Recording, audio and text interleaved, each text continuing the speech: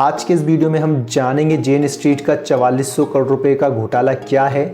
जेन street की वजह से अगर आपको किसी तरीके का फ्यूचर और ऑप्शन सेगमेंट में नुकसान हुआ है तो आप उस नुकसान के लिए कैसे क्लेम कर सकते हैं, जेन स्ट्रीट कैसे और कितना पैसा कमाती है। तो चलिए शुरुआत करते हैं।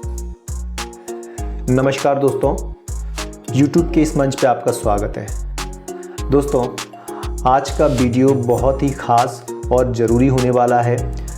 आज के इस वीडियो में हम बात करेंगे जेन स्ट्रीट, एक प्रोप्राइटर ट्रेडिंग फर्म के बारे में जिसने हाल ही में भारतीय बाज़ार में एक तहलका या यूं कहें बहुत बड़ी हलचल मचा दी है। जेन स्ट्रीट एक रहस्यमयी ट्रेडिंग जॉइंट। दोस्तों, शायद ही कभी आपने जेन स्ट्रीट का नाम सुना होगा, लेकिन जेन स्ट्रीट स्टॉक मार्केट में एक अलग ही दबदबा और रुतबा रखती है। जेन स्ट्रीट की स्थापना सन 2000 में कुछ प्रोफेशनल ट्रेडर्स ने और प्रोफेशनल्स ने मिलकर शुरुआत की थी। शुरुआत के दिनों में ये केवल इक्विटी मार्केट में ही निवेश करते थे या ट्रेड करते थे। जैसे जैसे इनकी ग्रोथ हुई, इसके साथ इन्होंने अदर फाइनेंशियल इंस्ट्रूमेंट जैसे कि ETF, bond, gold, derivatives etcetera इनमें भी ट्रेड करना शुरू किया। जेन स्ट्रीट क्या काम करती है?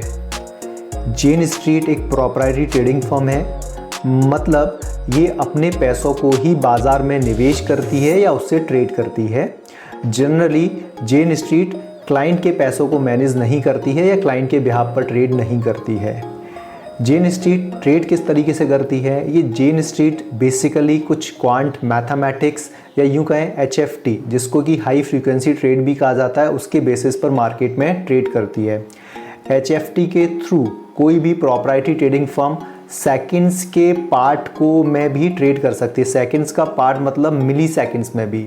1 मिनट में 60 सेकंड होते हैं, तो सेकंड के कुछ हिस्से में ट्रेड लेना और उस ट्रेड को सेल कर देना, इसको मिली सेकंड्स में बोलते हैं। इसलिए इसको एक शॉर्ट टर्म में HFT बोलते हैं, हाई फ्रीक्वेंसी ट्रेड। अब बात करते हैं कि जेन स्ट्रीट की हाल ही में जो कंट्रोवर्सी है वो क्या है। सेबी ने अपने 105 पेज की एक इंटरिम ऑर्डर में ये पाया है कि जो जेन स्ट्रीट है वो इलीगल तरीके से अनलॉफुल गेन्स उसने लिया है। उसने निफ्टी, बैंक निफ्टी के प्राइस को इन्फ्लेट किया है, मैनिपुलेट करके मार्केट से लगभग 4400 करोड़ रुपए का इलीगल गेन प्राप्त किया है। सेबी ने अपने ऑर्डर में बोला है कि जो 4400 करोड़ रुपए उसने लिया है उसको एज अ पेनल्टी उस पर इम्पोज की गई है और उस पर फर्दर भारतीय बाजार में काम करने के लिए बैन लगा दिया है।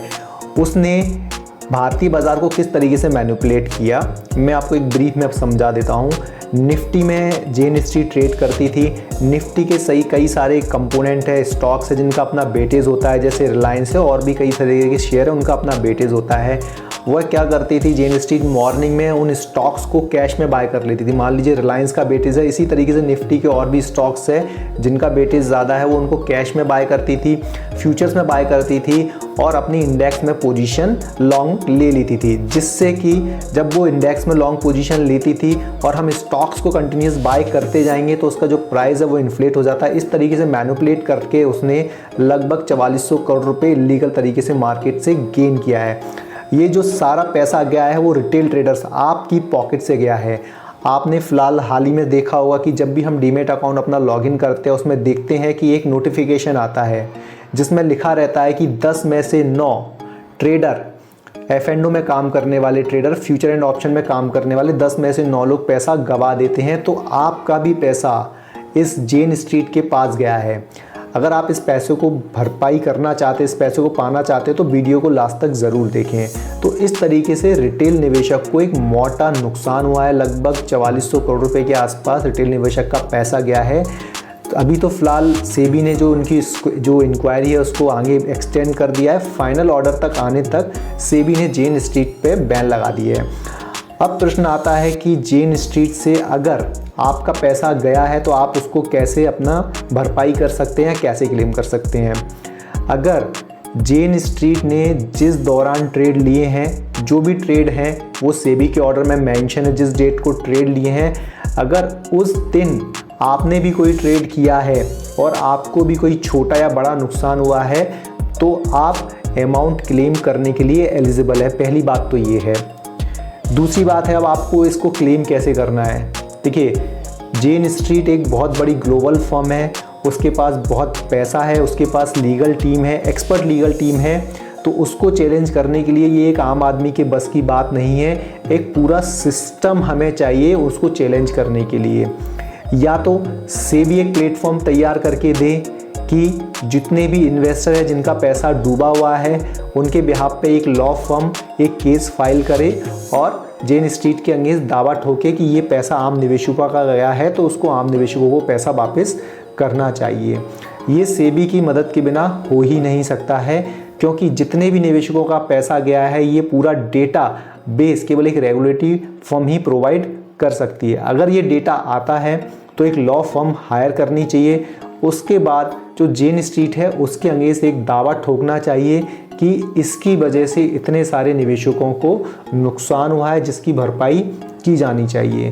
दोस्तों, मैं कोई लीगल एक्सपर्ट नहीं हूँ, एक जो समझ है मुझे कि एक जो प्रोसेस हो सकता है मैं उसके अकॉर्डिंग आपको बता रहा हूँ। अगर आप ज़्यादा जानकारी चाहते हो तो अपने जो भी लॉयर्स या लीगल एक्सपर्ट की जानकारी या उससे जो भी है आप अपनी सलाह ले सकते हैं।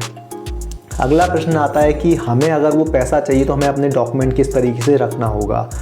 सेबी ने अपने ऑर्डर में, देखिए सबसे बड़ी बात है कि सेबी ने जब ऑर्डर पास किया है और जब इसका फाइनल ऑर्डर अगर आ जाता है उसके अगेंस्ट रहता है तो एक बहुत बड़ा एक सपोर्टिव डॉक्यूमेंट है आपको लीगल चैलेंज करने के लिए, सिविल सूट फाइल करने के लिए या कोर्ट केस फाइल करने के लिए कि वो जो जेन स्ट्रीट है उसने कहीं ना कहीं इलीगल गेन्स लिया है।